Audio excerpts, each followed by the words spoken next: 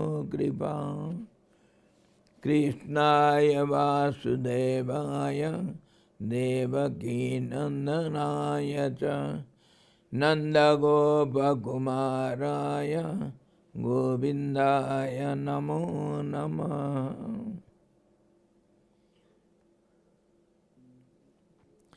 सद्गुरु भगवान की जय। सच्चिदानंद भगवान की जय। कृष्ण भगवान की जय। गीता माता की जय।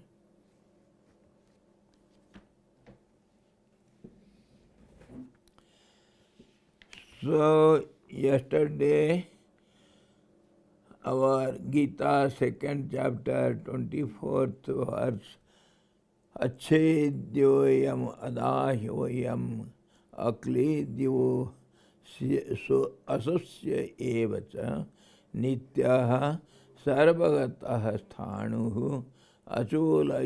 अचलोयम सनातनः। We have seen this yesterday. This self cannot be cut, burnt, weighted, nor dried up. It is eternal, all-pervading, stable, immovable, and ancient. Abhyaktoyam achintyoyam avikaryo yamuchyate tasmat evam viditvenam nanusochati marhasi. You should not grieve at this. This self is said to be unmanifested, abhyaktoyam. It is not manifested. Whatever is manifested, it is not the self. Manifested means it is something illusory vision and unthinkable. It is beyond mind, thoughts and speech and unchangeable. It cannot be changed. Therefore, know this to be such, thou should not grieve at it.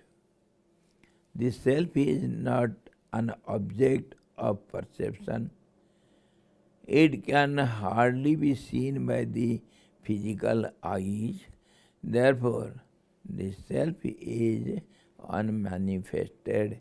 Manifestation means whatever can be perceived by the senses by the help of mind. That is called manifested. So this is beyond it.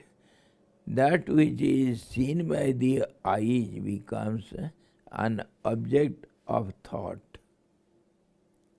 Mind can work upon the objects seen by the, perceived by the senses, or else mind cannot go on it. It cannot have any thoughts over it. As the self cannot be perceived by the eyes, it is unthinkable. Milk, when mixed with buttermilk, changes its form. The self cannot change its form like milk, hence it is changeless and immutable. Therefore, thus understanding the self, thou shouldst not mourn at it. Thou should not think also that thou art their slayer, you can kill it, and that they are killed by this attitude, this thought is totally wrong. Don't think in this way. It is wrong understanding. Adhachainam nityajatam nityam va manyase mritam tathapi tvam mahavaho naivam sochidumarasi.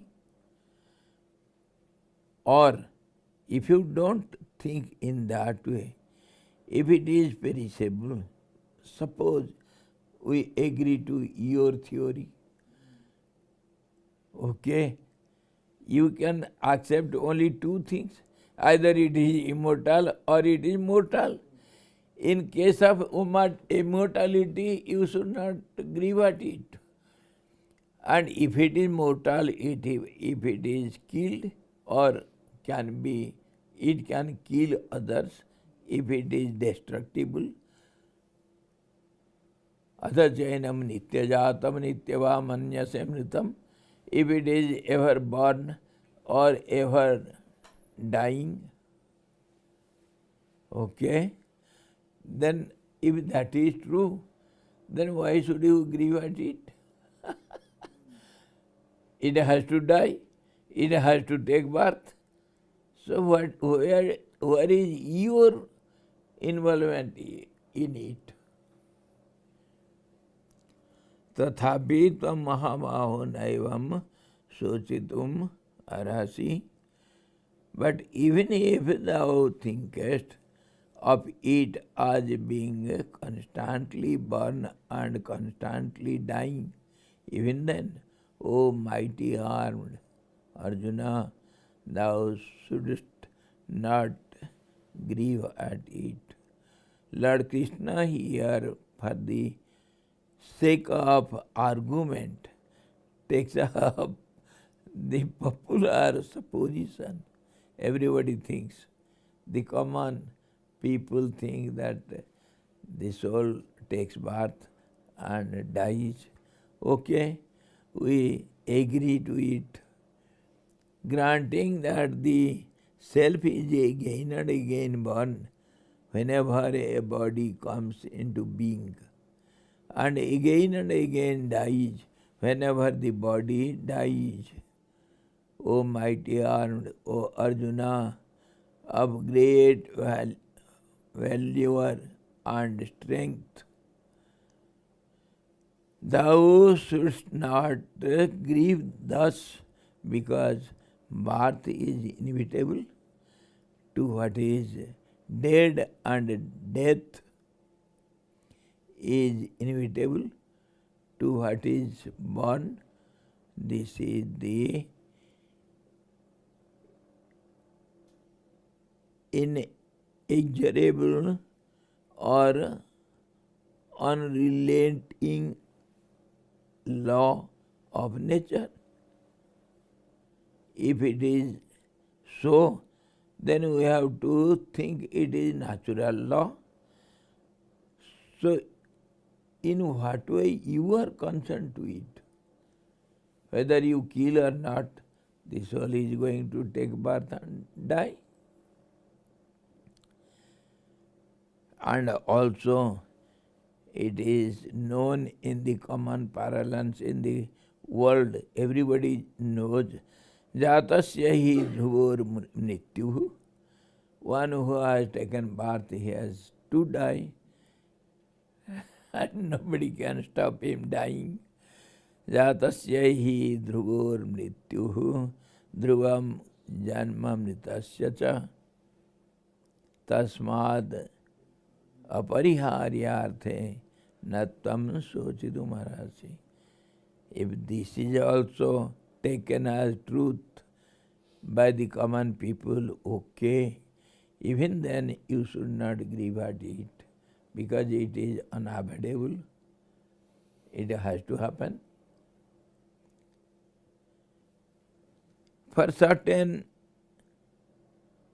is death for the born, and certain is birth for the dead. Therefore, over the inevitable thou shouldn't grieve. Birth is sure to happen to that which is dead. Death is sure to happen to that which is born. Birth and death are certainly unavoidable.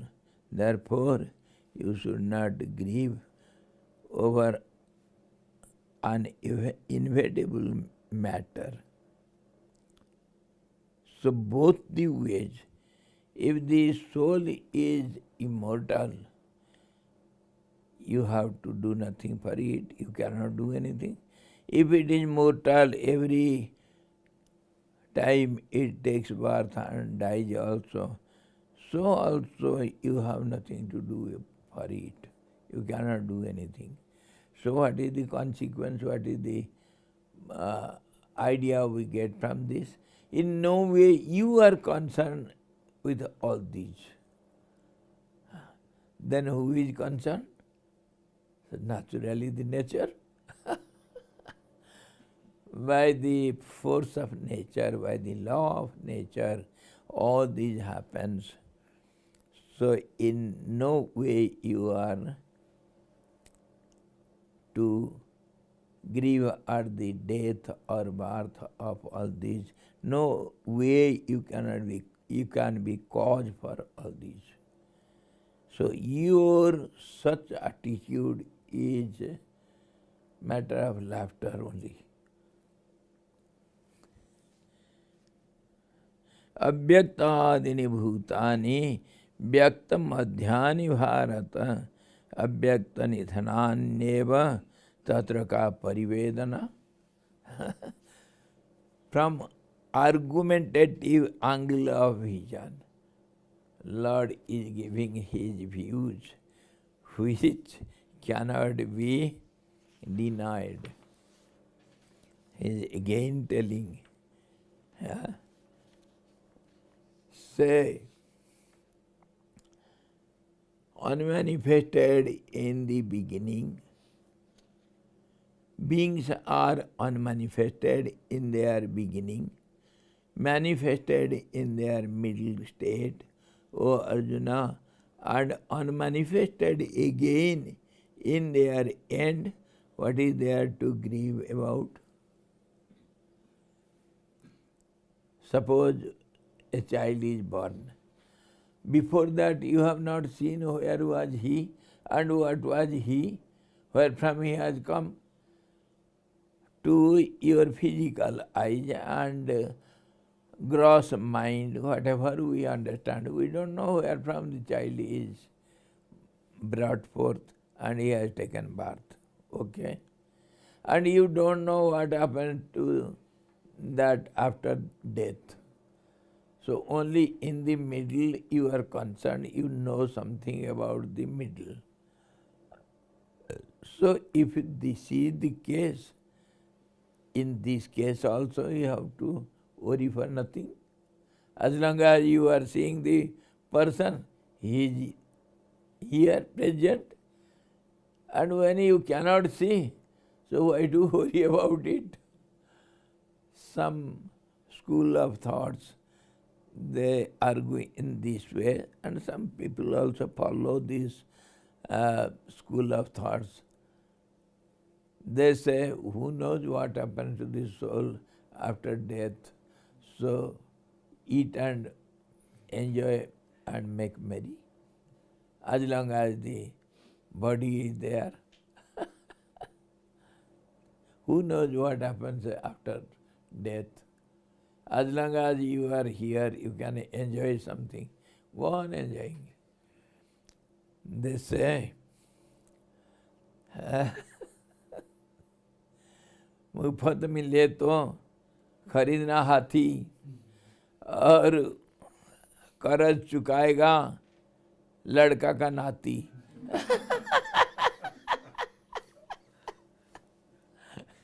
If you can have an elephant, come on, bring it, take loan and bring it and ride over it and enjoy.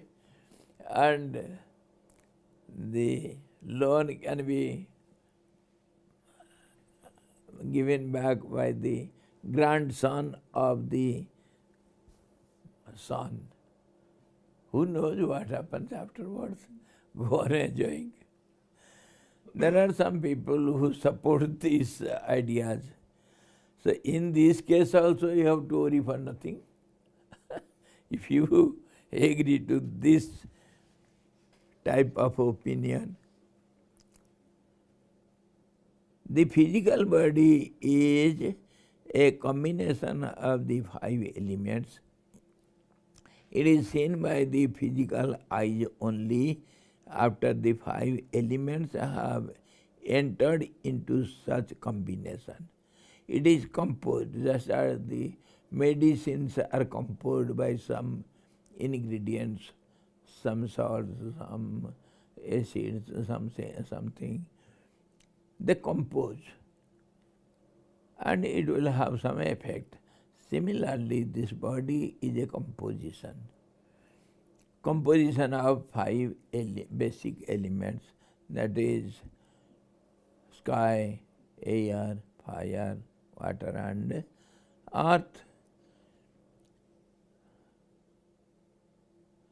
The physical body is a combination of the five elements. It is seen by the physical eyes only after the five elements have entered into such combination. After death, the body disintegrates and the five elements go back to their source. It cannot be seen again. Therefore, the body can be seen only in the middle state. And before it was invisible, and after also it will be invisible. Only the physical body is told about. The relationship as seen as a son, friend, teacher, father, mother, wife, brother and sister is formed through the body on account of attachment and moha delusion. All the relationships are because of the body. Your body has brother or sister or father or mother, isn't it? If body is not there, where are all these relationships?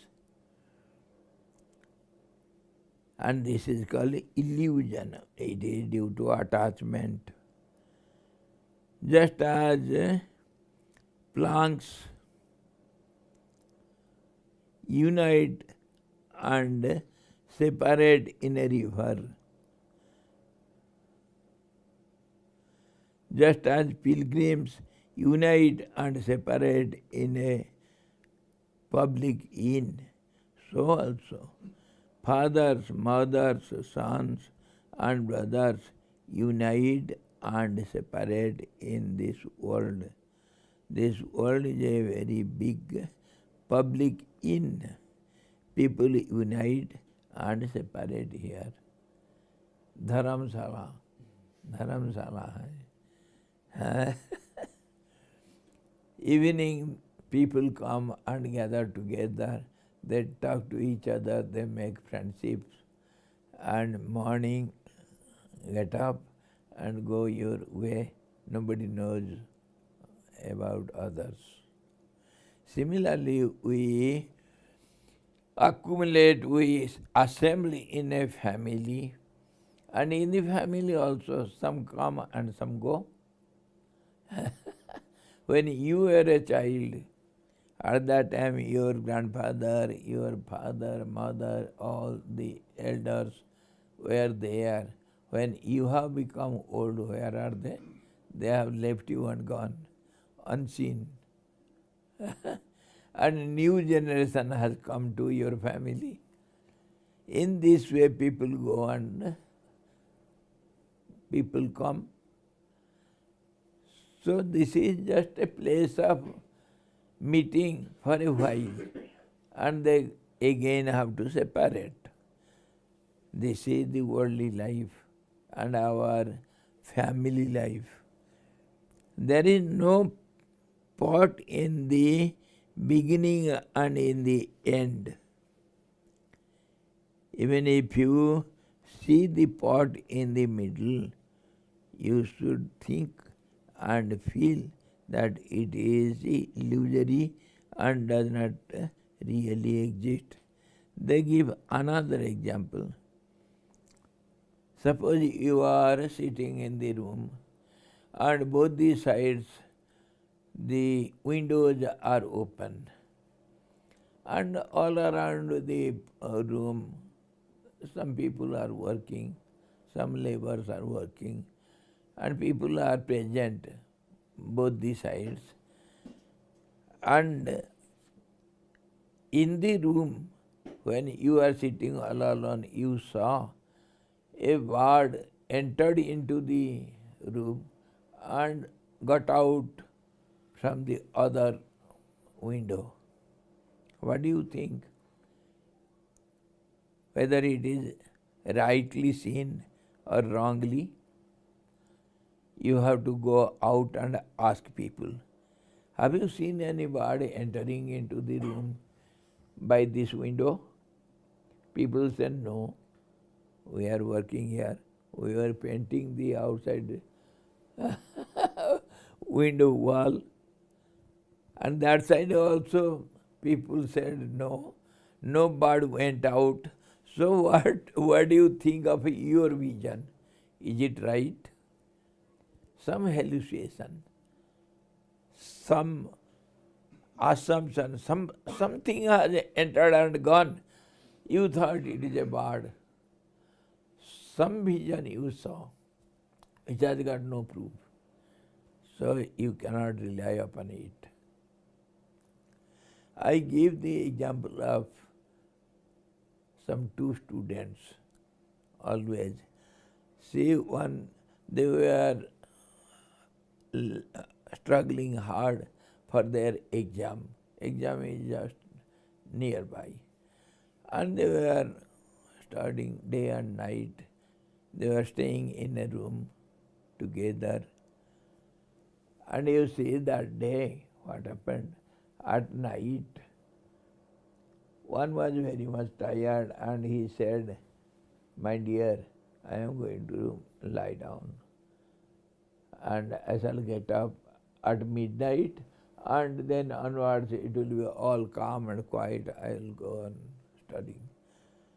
So the other said, no, now I am feeling fresh. I shall sit in the veranda and you sleep inside, never mind.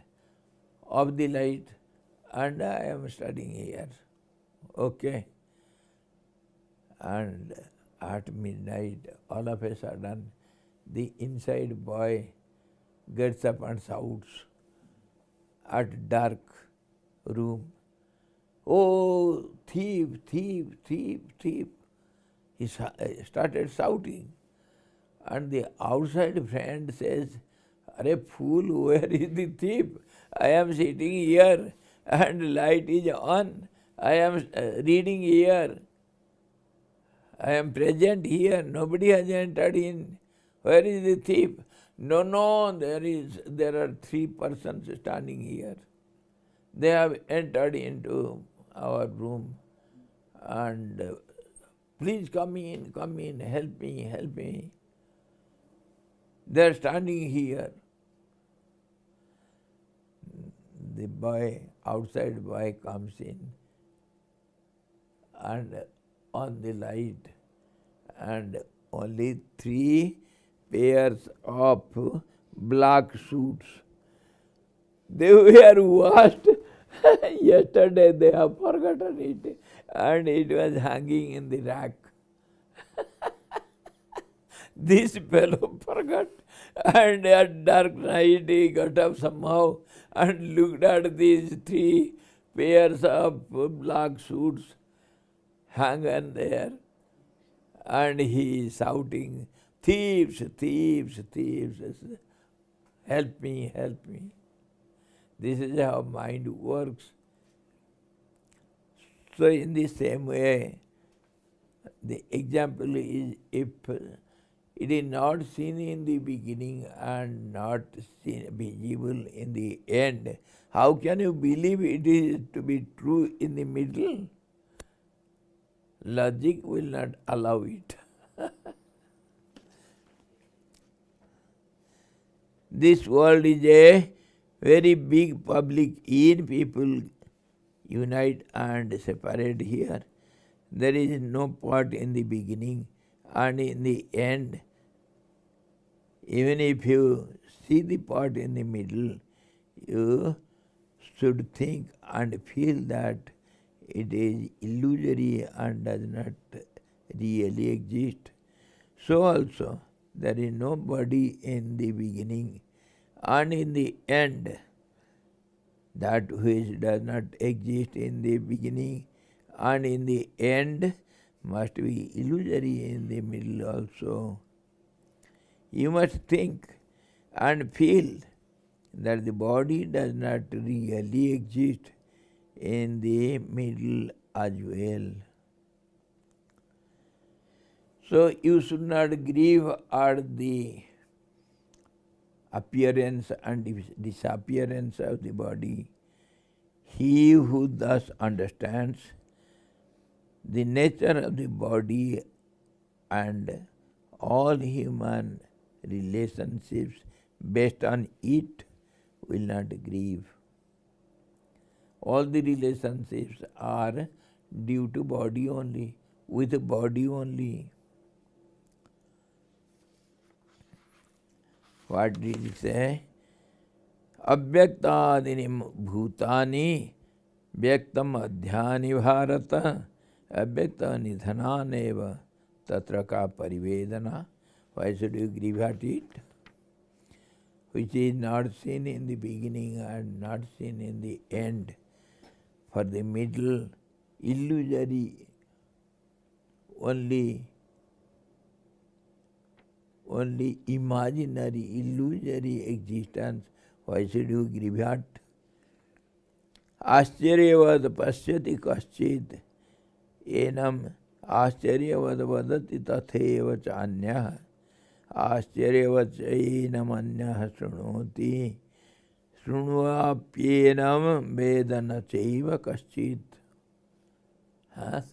Different people see it, hear it, or think it differently. And everybody is wonderstruck. Nobody is sure what is the case, what is the truth. See, one sees the self as a wonder. Another speaks of it as a wonder.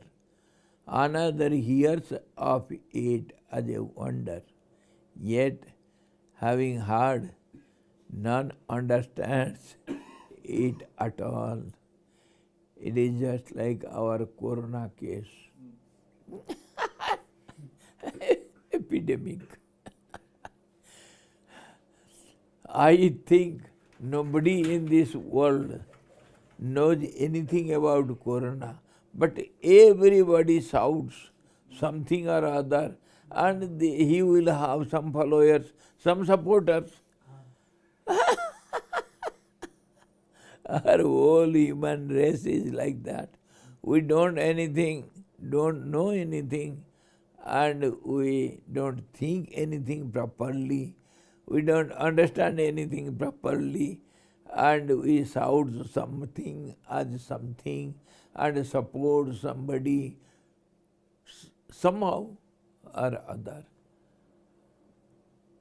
On this I say, something or other is taken as granted, or something as other, or at some time or other, in some situation or other, for some reason or other, and it is understood as something or other.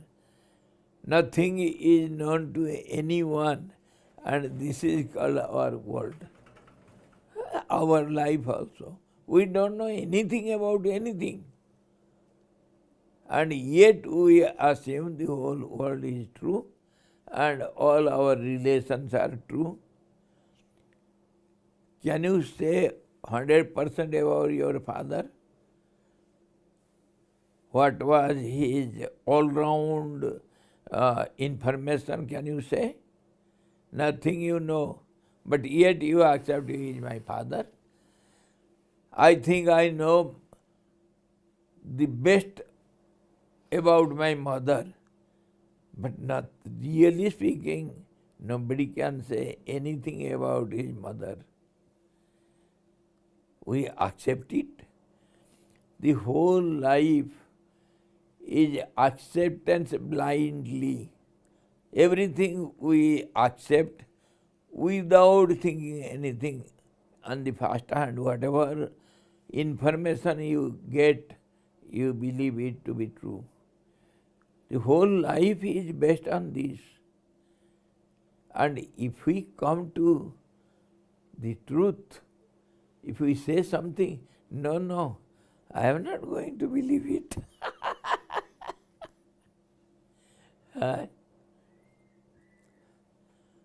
When you go to the market, do you believe or not, when you pay some money to the shopkeeper, whether he is going to give you the object you need or not? Can you assure?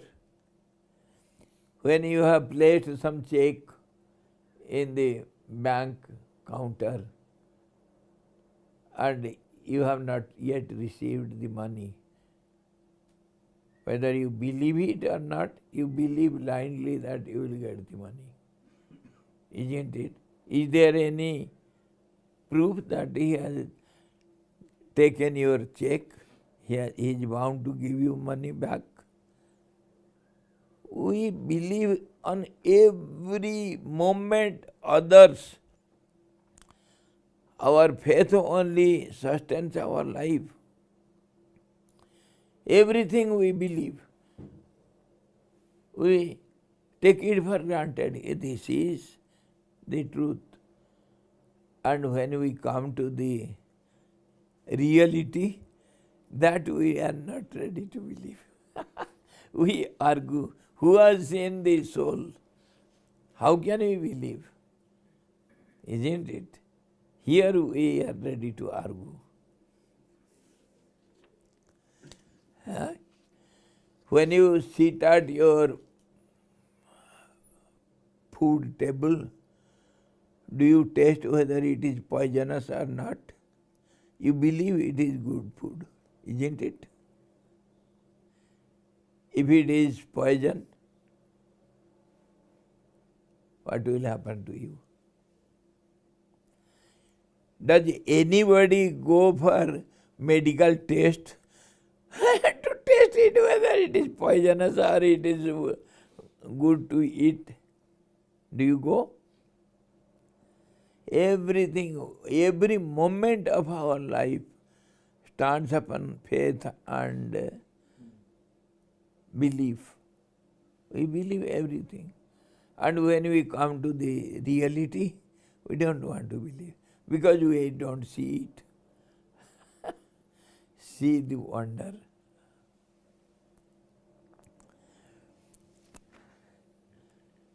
Somebody said he is your father.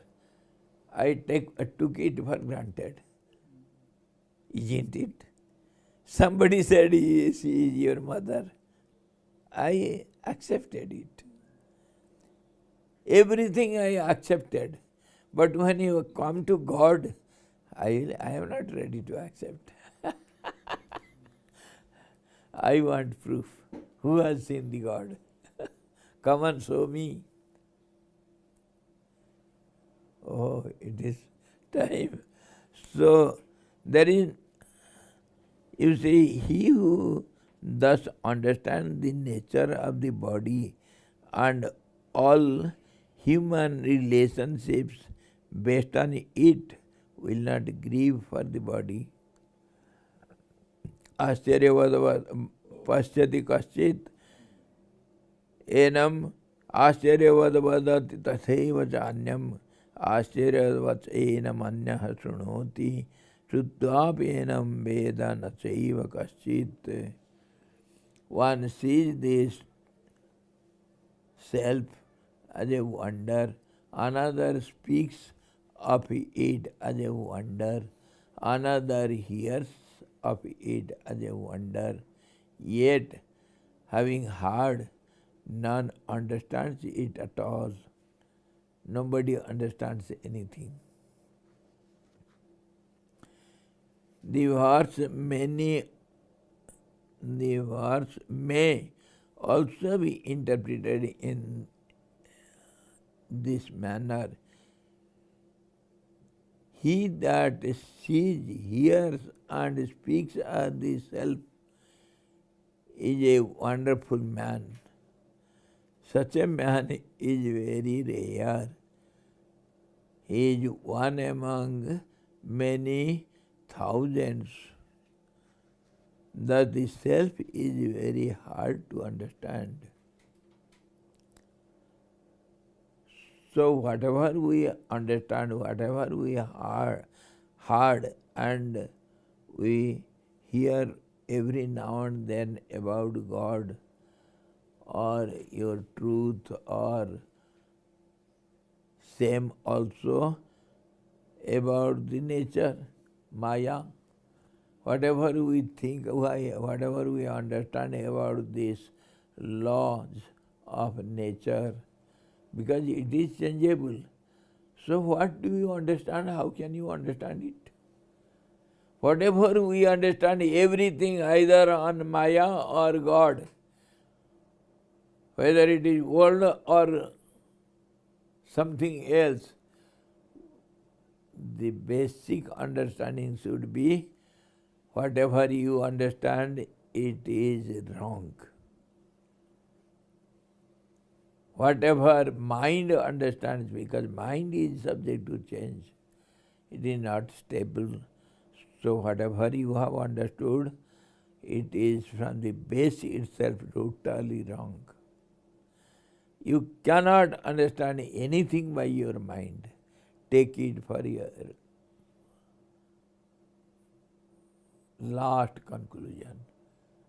There is nothing above it.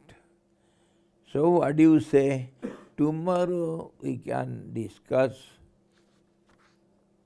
If this is the case, so what to do now? The question is, what is then our struggle for? What for we do satsang? What for we hear Gita? If we cannot understand anything, and if the truth is beyond our understanding, and same is the case with the world, we cannot understand the world also. So here we are, what to do, what not to do. This is the biggest question.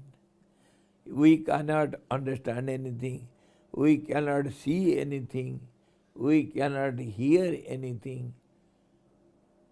And what are we and what for? Where from? What about you? You should think. That's how the great people always say, inquire who am I. This is the only way to know everything. To know everything, that side and this side also. This side is the world, that side is God. Both we can understand. Some great people said, I was searching for the cause of my problems. I found it was I only. If you know this I, all the problems ends there. All the questions are answered there. So let us see tomorrow, can we know this I?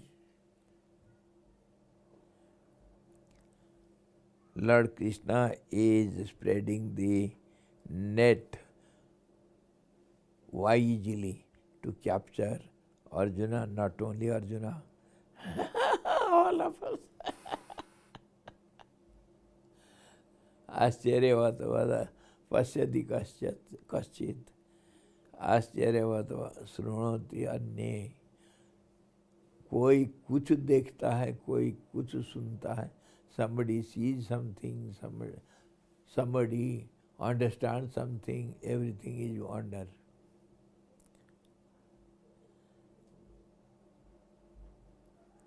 And it is rightly spoken. This is our case. We should seriously think over it.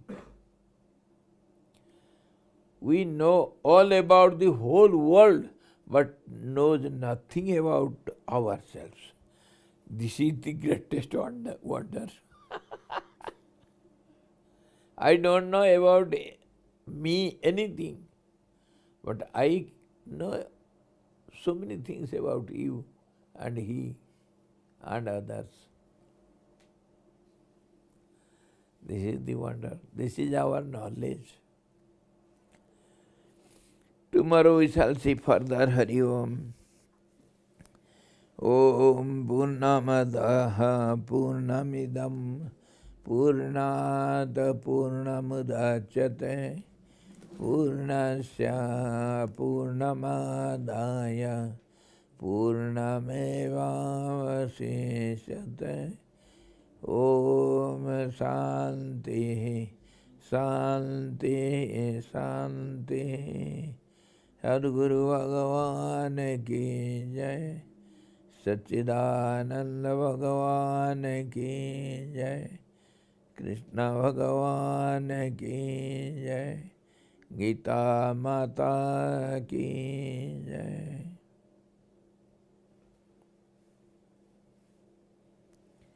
Hari Om.